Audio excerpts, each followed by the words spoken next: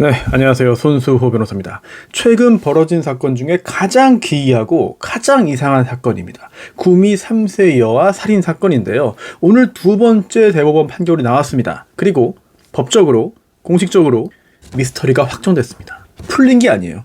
미스터리 상태로 남게 됐습니다. 죽은 아이는 누구의 아이인가? 외할머니로 알려졌던 석씨. 석씨가 정말 아이를 낳았는가? 손녀와 바꿔치기 했는가? 만약에 정말 바꿔치기 했다면 데리고 나온 아이는 도대체 지금 어디에 있는 것인가? 어떤 상태인가? 등등등. 여러 가지 미스터리가 꼬리에 꼬리를 물고 나왔던 이 사건 1, 2, 3심 거쳤고요. 다시 돌아와서 2심 거쳤고 오늘 5번째 재판이죠. 대법원의 최종 판결이 나왔습니다. 이 재판의 최종 결론 유죄입니다. 유죄인데요. 형량은 징역 2년에 집행유예 3년입니다. 그런데 두 가지로 기소됐어요. 첫 번째는 사체 은닉 미수. 아이가 죽었는데 이거를 어디 가져다가 버리려다가 이제 그만둔 겁니다. 미수죠. 그리고 두 번째가 미성년자 약취. 아이 바꿔치기 했다는 거예요. 그런데 아이 바꿔치기 부분이 무죄 판결 확정됐습니다. 도대체 어떤 일이냐. 재판의 과정을 쭉 따라가 봐야 되는데 사실 아주 충분하게 설명을 하기 위해서는 한 2시간쯤 걸릴 것 같아요. 그래서 오늘은 핵심적인 부분만 아주 간추려가지고 최대한 빠르게 살펴보도록 하겠습니다. 이것만 보면은, 이 영상만 보면은 대부분 다 확인이 될 것으로 기대하고 있습니다. 이 사건의 시작은 3살 여자아이의 사체가 구미의 한 빌라에서 발견된 겁니다. 근데 조사해보니까 김씨, 그러니까 석씨의 딸입니다. 둘째 딸 김씨가 20대 초반의 나이였는데 아이를 낳았어요. 그래서 그 다음에 새로 온 남자와 이제 합치면서 전 남편과 사이에서 낳은 것으로 알았던 아이를 집에 버려둔 겁니다. 탈수와 기아로 사망하게 된 거죠. 그런데 이게 거의 반년 가까이 방치되어 있다가 해가 바뀐 2021년 2월 9일에 이 피고인 석씨입니다. 친정 엄마가 그 집을 갔습니다. 임대차 계약기가 끝났기 때문에 집주인이 가보라고 해서 간 건데 가서 사체를 발견한 거예요. 그래서 이 사건이 결국은 들통이 났습니다. 그런데요. 처음에는 이 아이 당연히 이 엄마가 아이를 학대하고 버려두고 해가지고 죽었다. 당연히 비난받았죠. 그런데 조사해보니까 DNA 검사 결과 이 숨진 아이의 친모가 김씨가 아니라는 결과가 나온 거예요. 그러면 누구냐? 바로 외할머니인 석씨. 검사 결과 친모로 나온 겁니다. 도대체 이게 무슨 일이냐. 모두가 깜짝 놀랐죠. 복잡한 그림을 봐야만 이 관계가 이해될 정도의 이 사건이었는데 그래서 검사는 이 석씨를 기소합니다. 외할머니가 아니라 알고 보니 엄마였다라는 것이죠. 그리고 애초에 엄마를 알려줬던 김씨는 결국은 언니가 되는 것이죠. 쟁점은 두 가지입니다. 우선 첫 번째, 아이를 낳았어야 돼요. 석씨가 출산을 해야 바꿔치기 할 수 있는 거잖아요. 그리고 아이를 낳았다는, 직접 출산했다는 전제 하에 어떤 방법으로 바꿔치기 했느냐. 이 두 가지를 다 증명을 해야만 미성년자 약취죄 유죄 판결을 내릴 수 있겠죠. 그런데 석씨는요, 부인했습니다. 아예 바꿔치기 뭐 안 했다. 그걸 넘어서 출산한 적이 없다. 아이를 낳은 적이 없는데 어떻게 뒤바꿉니까? 제가 맞바꿉니까? 말도 안 됩니다. 라고 주장을 했는데요. 2021년 8월에 1심 판결이 나옵니다. 1심 인정했습니다. 유죄. 검사는 징역 13년형을 구형했지만 징역 8년 나왔거든요. 아이를 낳은 거 맞고 바꿔치기 한 거 맞다 라고 봤습니다. 자, 여기에 불복해서 석씨가 항소했는데요. 2심 역시 아이 낳았고 바꿔치기 했다고 보고 징역 8년형을 유지했습니다. 이렇게 2심에서도 출산했고 바꿔치기 했다고 판단이 나왔기 때문에 이변이 없는 한 대법원에서 확정될 것이다. 그러면 확정된다면 도대체 그 바꿔치기 한 아이는 지금 어디 있느냐? 그 아이도 살해한 거냐? 어디에 뭐 살아있는 거냐? 누구와 함께한 거냐? 누구의 아이냐? 이제 그 부분의 미스테리로 좁혀지는 상황이었는데 대법원이 작년 6월에 원심 판결을 파기하고 돌려보냈습니다. 즉 DNA 검사는 이렇게 나왔지만 실제로 아이를 출산했다? 바꿔치기 했다? 증거가 좀 부족한 거 아니야? 다시 한번 판단해봐 라고 돌려보냈고요. 그리고 파기환송심에서 직접 아이를 낳았다고 단정하기 어렵다고 봤습니다. 결국 사체 은닉 미수는 유죄지만 미성년자 약취죄는 무죄가 나오면서 징역 2년에 집행유예 3년이 나온 거죠. 그리고 이렇게 되니까 이번엔 검사가 불복했습니다.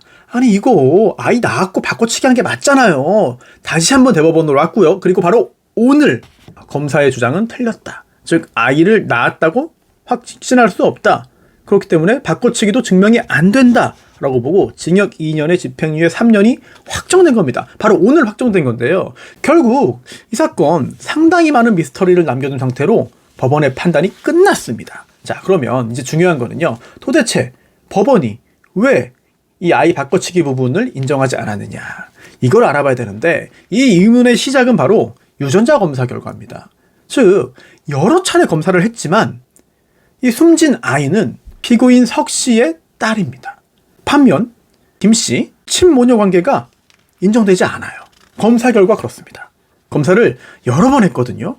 그런데도 불구하고 이런 결과가 나왔기 때문에 이게 도대체 어떤 영문인가 이해가 잘 안 될 수 있는데 오늘 이 영상 끝까지 보시면 그 부분에 대한 법원의 판단도 역시 이해할 수 있게 될 겁니다. 이번에 대법원은 이렇게 판단한 겁니다. 첫 번째, 아이를 낳았다고 확신할 수 없다. 두 번째, 그렇기 때문에 바꿔치기 할 수도 없었다. 설령 낳았다 하더라도 바꿔치기의 증거는 부족하다 라고 판단했는데요.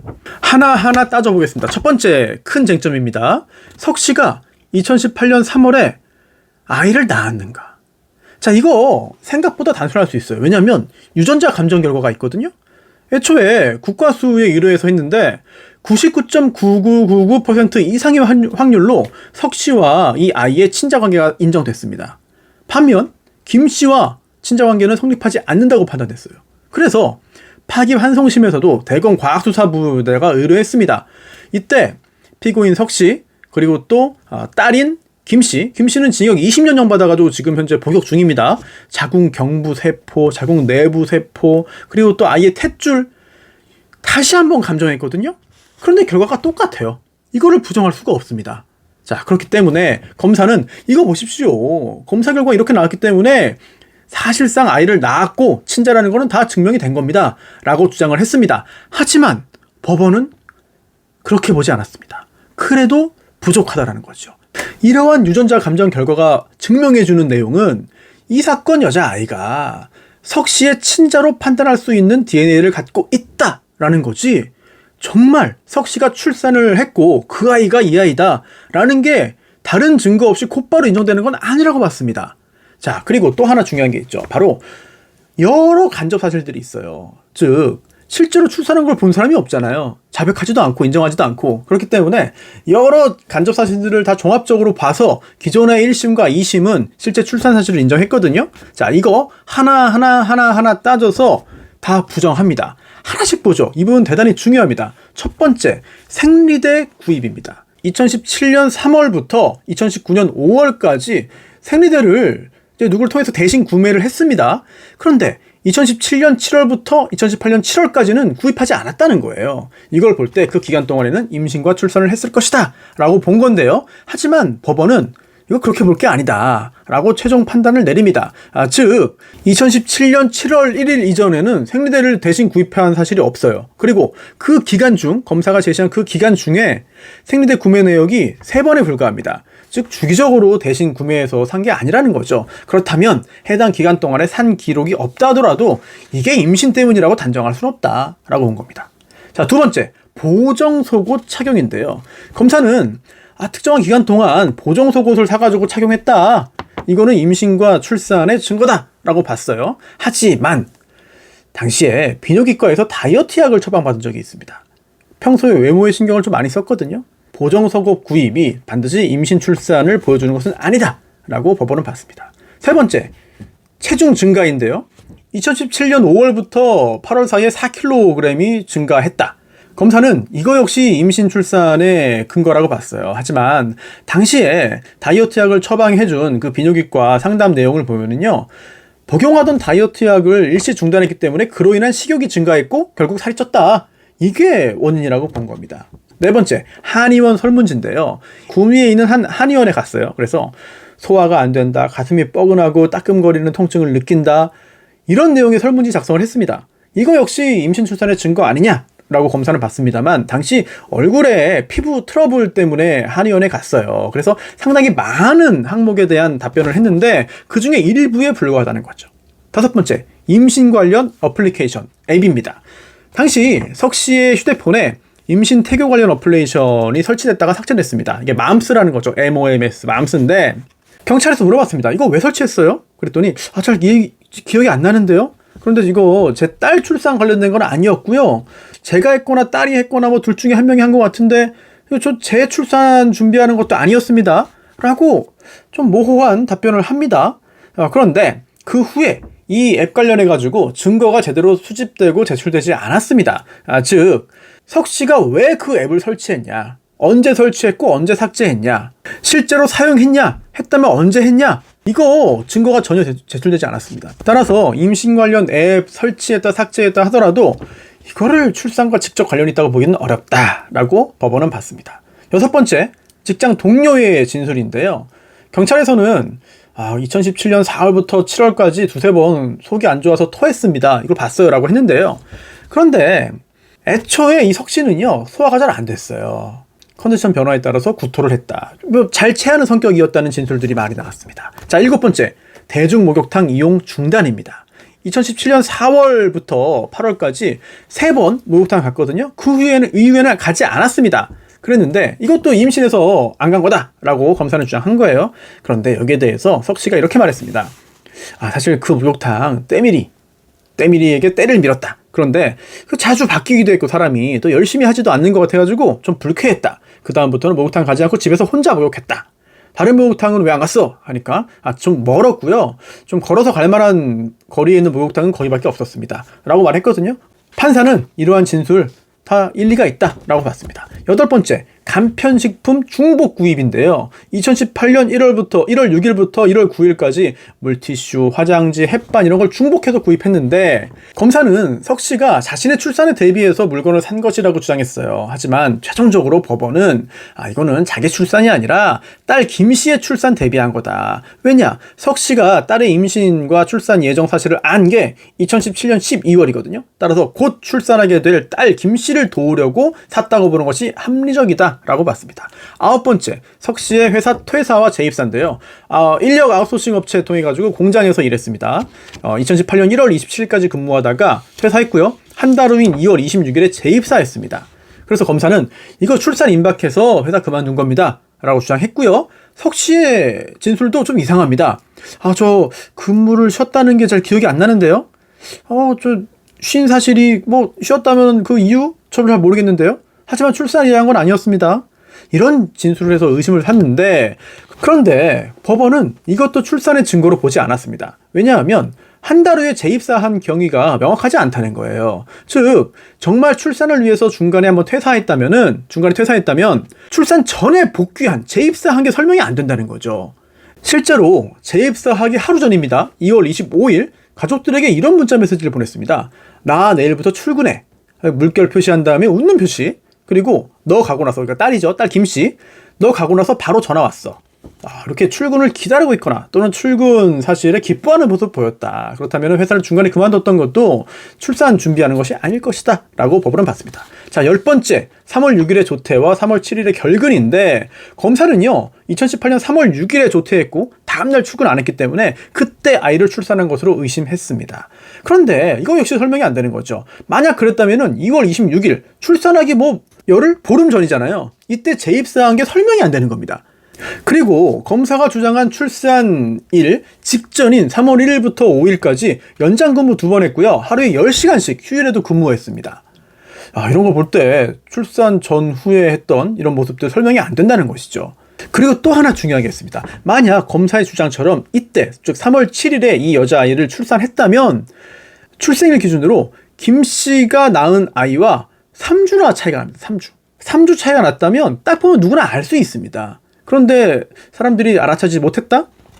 11번째, 분유 중복 구매입니다. 이거 좀 의심이 되긴 합니다. 왜냐하면 2018년 7월 10일에 서로 다른 곳에서 석 씨가 분유를 주문합니다. 만약에 아이가 한 곳에 있었다면은 집에서만 받으면 되지. 이걸 왜 이렇게 하느냐. 양쪽으로 받았다는 것 자체가 애초에 자신이 데려간 아이를 어느 곳에서 보호하고 있었고 계속 기르고 있었기 때문에 양쪽 두 군데에서 분유가 필요했던 거 아니냐라고 검사는 의문을 제기했습니다만 법원은 이건 막연한 가능성이나 경우의 수에 불과하다. 밀접한 관련이 있다고 보기 어렵다고 판단했습니다. 12번째, 유튜브 시청 기록입니다. 석 씨가 2017년 9월부터 2018년 1월까지 출산 관련된 동영상 4개를 봅니다. 그런데 이 시점이 중요합니다. 석 씨가 딸인 김 씨의 임신 사실을 안 게 2017년 12월이거든요. 따라서 그 전부터, 그 서너 달 전부터 출산 동영상을 봤다는 게 이상하잖아요. 임신해서 준비하고 있던 중이니까 본 거다! 라고 검사는 주장했습니다. 하지만 그 영상 4개의 조회수를 보면 어마어마합니다. 240만, 1405만, 1.9억, 5350만, 대단히 많은 사람이 본 영상이잖아요. 그래서 법원은 이렇게 봤습니다. 이거 유튜브 알고리즘 통해 가지고 현출되어서 특별한 생각 없이 봤을 수 있다. 그러면 이게 왜 떴느냐? 그 전에 보니까 성행위 관련된 영상을 다수 시청했다. 그렇기 때문에 관련해서 출산 영상이 떴고 알고리즘으로 이거를 본 것일 뿐이다 라는 판단을 내립니다. 자, 그리고 그 4개의 영상 중에서 2개는 앞부분만 보고 나갔어요. 이처럼 유전자 검사 결과를 보면 이 둘 사이에 모녀 관계가 있는 것으로 짐작할 수 있지만 실제로 확정할 수 있을 만한 증거는 부족하다는 거예요. 여기에 더해서 석 씨의 남편도 이런 말을 했습니다.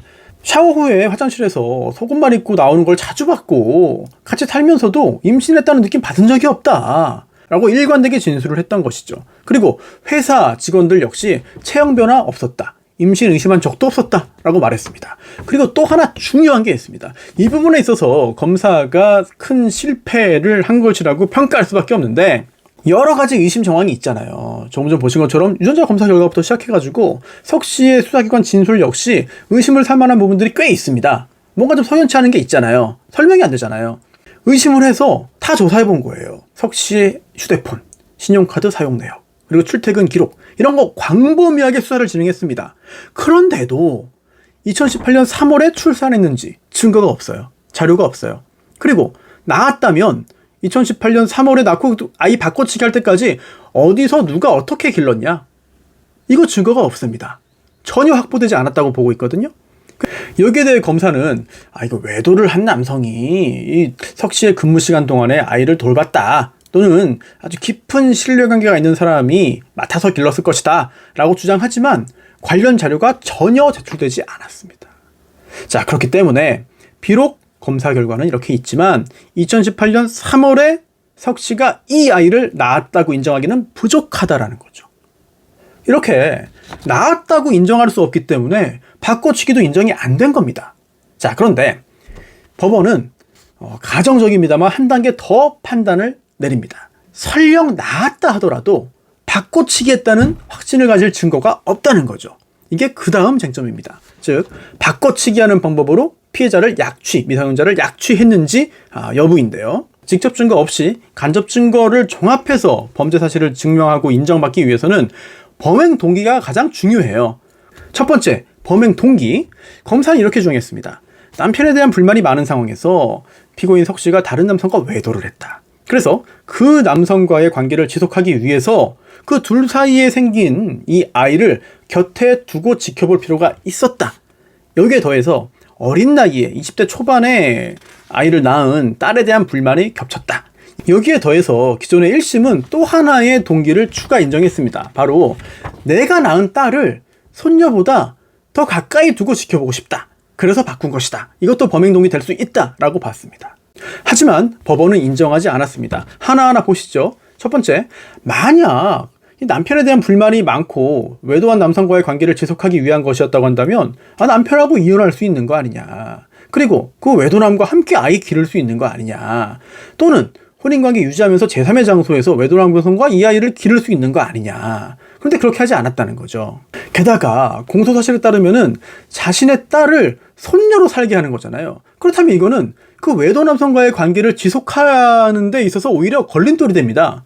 그럼 이게 모순된다는 겁니다. 그리고 자신의 딸이 어린 나이에 아이를 낳았다는 점에 불만이 있어가지고 이런 일을 했다면 실제로 얼마 전에 자기가 낳은 딸을 그 불만이 있는 딸 김 씨가 기르도록 했다? 이것도 이해가 안 되고 설명이 안 되는 겁니다. 게다가 딸과 손녀 사이에 석 씨가 가족들을 다 속이고 바꿔치기라는 범행을 감행할 정도로 애정에 있어서 차이가 있겠느냐. 그런 동기로 정말 약취 범행을 했다면 그 아이를 돌보지 않아서 이렇게 기아와 탈수로 사망하고 반년 가까이 그냥 방치되어 있도록 놔둘 리가 있겠느냐. 이게 설명이 안 된다는 거죠. 다음 두 번째 정황 증거입니다. 몸무게 변화. 태어난 지 4일째 되는 날인 2018년 4월 2일에 몸무게가 3.210kg인데요. 출생 직후의 몸무게인 3.485에서 무려 7.89%나 줄어든 것이다. 그렇기 때문에 이거는 다른 아이다, 바꿔치기 된 거다 라고 검사는 주장했습니다. 하지만 법원은 인정하지 않았습니다. 여러 증인들이 출석을 해서 이런 변화 충분히 가능하다라고 했어요. 자, 다음 간접 증거 바로 식별띠의 분리인데요. 검사관은 이렇게 주장했어요. 아니, 분리된 띠를 봐라, 좀 늘어나 있지 않냐. 그리고 아이 발목에 멍이 들어있었다, 이거 외력으로, 저 힘으로 벗겨내다가 생긴 거다. 그리고 1심도 그렇게 봤습니다. 그런데 이 파기환송심에서 여러 간호사를 불렀거든요. 그랬더니 생각보다 그럴 가능성이 크다는 거예요. 간혹가다 빠질 수 있다, 10명 중에 한두 명이다 라는 간호사도 있었고, 심지어 10명 중에 서너 명은 빠질 수 있어요 라고 보기도 했거든요. 때문에 매우 이례적인 것은 아니다 라고 법원은 판단했습니다. 다음 네 번째, 병원과 신생아실의 관리 상태인데요. 철저하게 관리를 해가지고 외부인이 몰래 들어왔다 나갈 수 없는 상황이라면 바꿔치기 못하는 거예요.